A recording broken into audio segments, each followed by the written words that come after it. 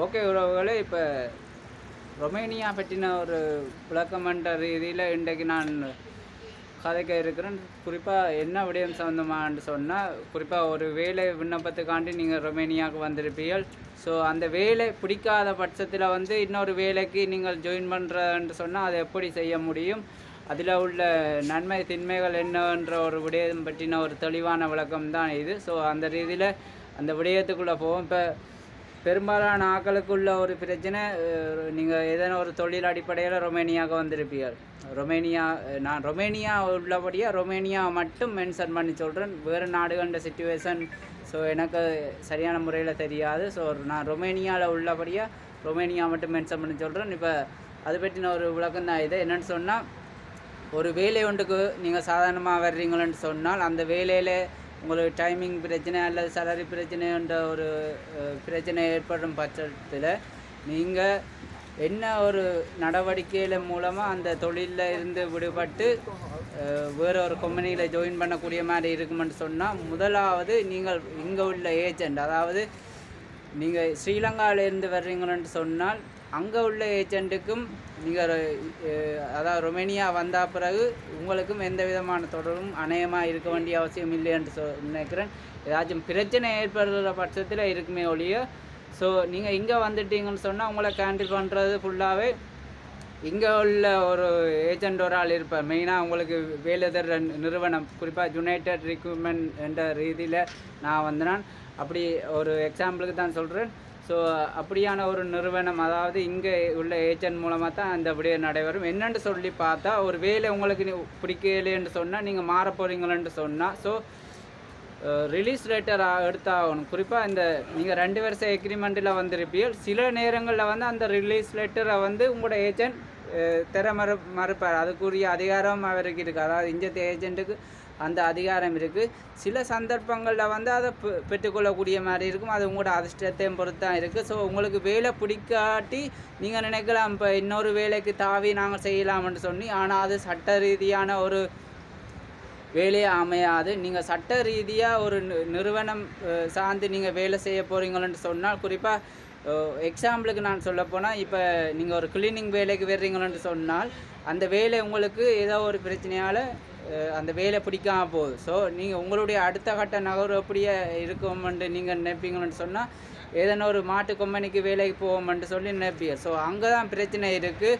நீங்கள் மாட்டு கம்பெனிக்கு வேலைக்கு போவேக்க இங்கே அதாவது ரிலீஸ் லெட்டர் கேட்பான். நீங்கள் முதல் வேலை செஞ்ச கம்பெனி எது, அதாவது அங்கே இருந்து ஒரு ரிலீஸ் லெட்டர் கேட்பான். ஸோ அந்த கம்பெனியில் நீங்கள் ரிலீஸ் லெட்டர் எடுத்து ஆகணும். சில சந்தர்ப்பங்களில் உங்களுடைய ஏஜென்ட் தான் அந்த ரிலீஸ் லெட்டரை தரக்கூடிய மாதிரி இருக்கும். சில சந்தர்ப்பங்களில் உங்களுடைய வேலை செய்கிற நிறுவனம் ரிலீஸ் லெட்டரை தரக்கூடிய மாதிரி இருக்கும். ஸோ தயவுசெய்து இந்த வேலைக்கு நீங்கள் வந்து அவசரப்பட்டு மாறுறன்ட்டு நினைக்கிற ஆகளுக்குரிய வீடியோ தான் இது.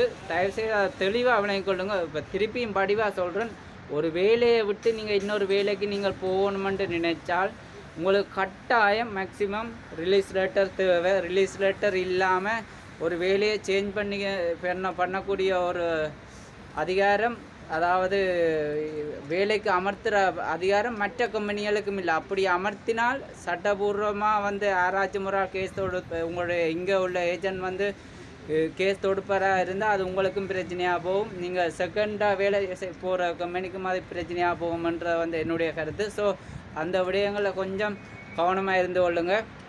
அதை விட இன்னொரு விடயம் நான் சொல்கிறேன். இப்போ நீங்கள் நாட்டில் இருந்து ரொமேனியாவுக்கு வர்றீங்கள், குறிப்பாக ஒரு மாதம் அல்லது மேபி 2 மாத இடைவெளிக்குள்ளே, சில நேரங்களில் 3 மாத இடைவெளிக்குள்ளே உங்களுடைய டிஆர்சி கார்டை பெறக்கூடிய மாதிரி இருக்கும். ஸோ உங்களுக்கு அந்த இடைப்பட்ட ரீதியில் உங்களுக்கு வேலை பிடிக்காமல் போயிட்டு என்றாலும் தயவுசெய்து மாறாதீங்க.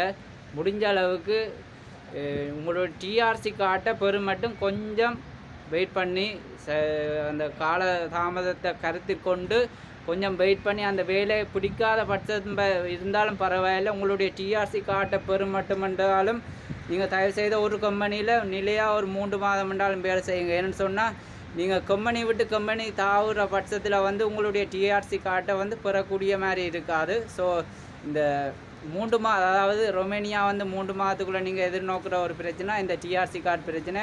ஸோ டிஆர்சி கார்டை பெறும் மட்டும் அந்த நான் சொன்ன விடயத்தை கொஞ்சம் கவனத்தில் எடுங்க. அதை விட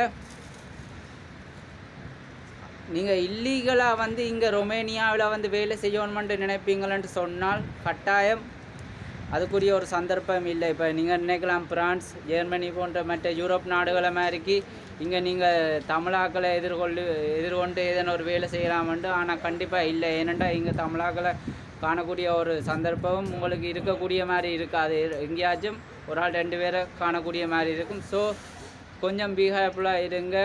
இந்த விடயத்தை தெளிவாக விளங்கிக் கொள்ளுங்கள். அதாவது தயவுசெய்து இந்த விடயத்தை தெளிவாக விளங்கிக் கொள்ளுங்கள். மற்ற நாடுகள சிச்சுவேஷன் என்னவோ எனக்கு தெரியாது. ஸோ ருமேனியான்ற சிச்சுவேஷன் இது. அதாவது திருப்பியும் சொல்கிறேன், நீங்கள் ஒரு வேலைக்கு வந்து நீங்கள் இன்னொரு வேலைக்கு திருப்பி வேறு ஒரு வேலைக்கு ஜாயின் பண்ண போகிறீங்கன்னு சொன்னால் ரிலீஸ் லெட்டர் கட்டாயம் தேவை. அந்த ரிலீஸ் லெட்டரை வந்து உங்களுடைய வேலை செய்கிற கம்பெனியில் இருந்து, அதாவது நீங்கள் ஆரம்பத்தில் வேலை செய்கிற கம்பெனியில் இருந்து ஒன்று எடுக்கணும், அல்லது உங்களுடைய ஏஜென்ட்கிட்ட இருந்து எடுக்கக்கூடிய மாதிரி இருக்கும். இந்த 2 நபர்கள்ட்ட தான் எடுக்கக்கூடிய மாதிரி இருக்கும். அப்படி எடுத்து நீங்கள் விரும்புகிற வேலை, அதாவது வேறு ஒரு கம்பெனிக்கு போவீங்களானே, அந்த இடத்துல வந்து இதை நீங்கள் கொடுத்தா மட்டும்தான் அவர்கள் உங்களோட வேலைக்கு எடுக்கக்கூடிய மாதிரி இருக்கும். ஸோ அந்த விடயம் சொந்தமாக தெளிவாக குறிப்பிட்டிருக்கிறேன். ஓகே உறவுகளே, இன்னொரு ரொமேனியா பற்றின ஒரு விளக்கத்தோடு நான் சந்திக்கிறேன். இல்லை மகிழ்ச்சி. ஸோ என்ன சப்ஸ்கிரைப் பண்ணாமல் இருக்கிறார்கள், சப்ஸ்கிரைப் பண்ணுங்கள். டிக்டாக்கில் பார்க்குறார்கள், முடிஞ்சளவு ஃபாலோ பண்ணி ஒரு ஆதரவு உண்டு தாங்க. நன்றி, வணக்கம்.